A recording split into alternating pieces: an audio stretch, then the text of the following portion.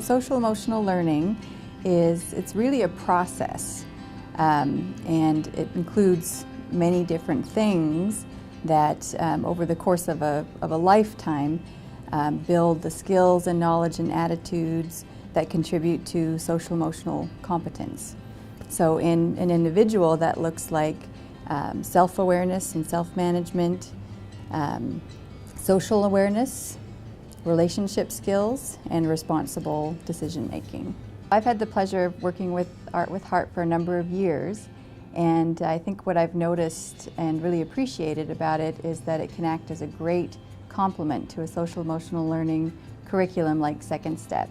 And it does so for a number of reasons. I think first of all, given that it's an art activity, art-making activity, it gives children a chance to really look inside and start to process some of the feelings that arise just in making art.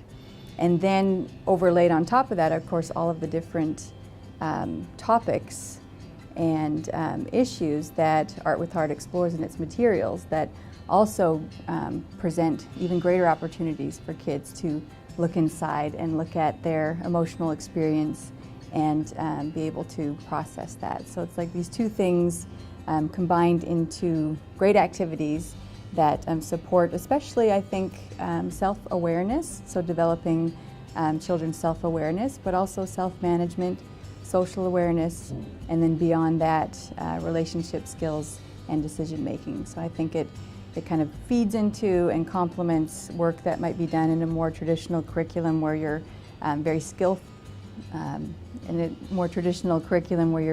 focused, and gives more opportunity to go deeper and to apply some of that in a very creative, expressive kind of avenue.